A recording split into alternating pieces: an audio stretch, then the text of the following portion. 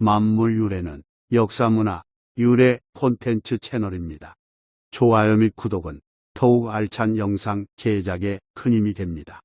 전설야담, 유학자 퇴계 이황, 붉은 헝겊 도포를 입은 까닭.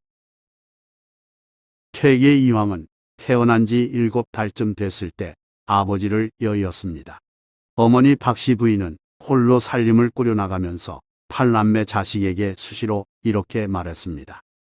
너희들은 공부도 잘해야 하지만 행실도 각별히 주의해야 한다.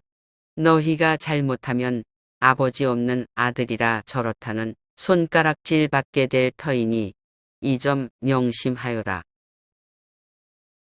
퇴계는 어렸을 때부터 어머니 말씀을 충실히 따랐고 평생 효도했으며 이런 효심은 자연스럽게 여성을 존중하는 가치관으로 이어졌습니다. 퇴계는 21살에 김해 허씨와 결혼한 뒤 아내를 하대하지 않고 존중했습니다. 허씨 부인이 7년 후 아들 형제를 남겨놓고 세상을 떠날 때까지 그런 태도에 시종 일관 변함이 없었습니다. 그로부터 3년 뒤 퇴계는 안동 권씨와 재혼했는데 여기에는 남모를 사연이 있습니다. 그 당시 예안에서 귀양살이 하던 권질은 위로하고자 방문한 퇴계에게 간곡한 말투로 이렇게 부탁했습니다. 자네가 아니면 집안 참극으로 정신이 혼미해진 딸을 맡길 사람이 없네. 어렵겠지만 거둬주시게. 권질은 누구일까요? 퇴계가 존경하는 화산 권주의 맏아들이고 신사모으로 곤란에 빠진 인물이었습니다.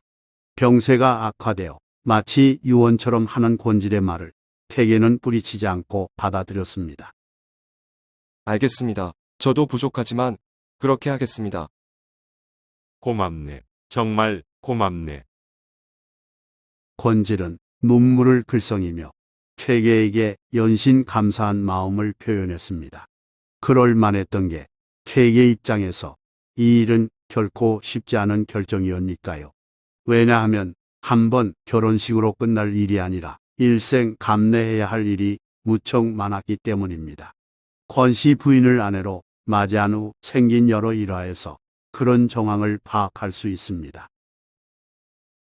한 번은 종가 제사를 지내고자 일가 친척들이 모두 모였을 때 일입니다.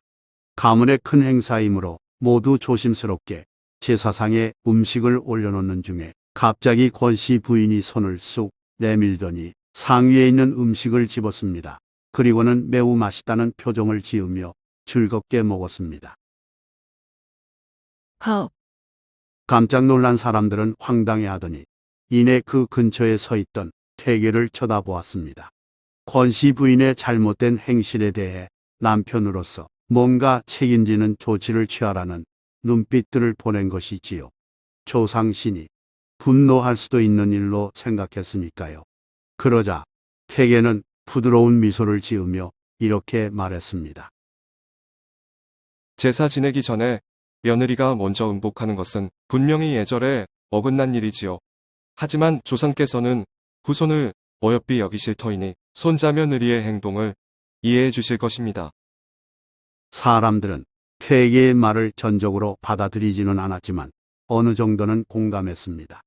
퇴계의 말은 무조건적인 아내 감쌈이 아님을 알았으니까요. 퇴계는 갑작스러운 집안 몰락으로 정신 상태가 이상해진 아내의 잘못을 인정하면서 이해를 호소한 것이었습니다. 평소 모든 점에 있어서 모범적인 자세를 보인 퇴계였기에 그의 말은 호소력 있게 사람들에게 전해졌습니다. 그렇지만 권씨 부인의 이상한 행동은 여기서 멈추지 않았습니다. 한 번은 이런 일도 있었습니다.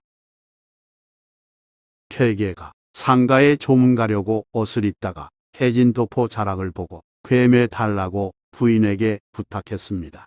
권씨 부인은 흰 도포에 붉은 헝겊을 대어 기워 주었습니다. 퇴계가 아무 말 없이 그걸 그대로 입고 가자 상가 사람들이 고개를 갸우뚱했습니다. 일부 사람은 뒤에서 수군거리기도 했습니다. 퇴계는 예법에 정통한 사람인데 상가의 금기처럼 여겨지는 붉은색이 너무 눈에 띄었던 까닭이었습니다. 궁금함을 참지 못하고 한 사람이 태계에게 조심스럽게 물었습니다. 흰 도포는 붉은 헝겊으로 기워야 하는 것입니까? 유교 예법에 맞는 일인지 확인하기 위한 질문이었고 주위 사람들이 귀를 쫑긋 세우며 태계의 입을 쳐다보았습니다. 그렇지만 태계는 빙그레 웃기만 할 뿐 아무 대답도 하지 않았습니다. 아내의 바느질을 합리화하는 것도 그렇다고 아내를 흉보게 만들고도 쉽지 않았기 때문이었습니다. 질문한 사람은 퇴계의 의중을 파악하여 더 이상 묻지 않았습니다. 퇴계의 이런 처신은 제자들에게 큰 영향을 끼쳤습니다. 아내와 사이가 나빴던 제자 한 명은 권씨 부인을 보고 다음과 같이 반성했다고 합니다. 나의 아내는 여러 면에서 선생 부인보다 더 나은데 학문과 인격이 선생 발끝에도 미치지 못한 내가 너무 못났구나.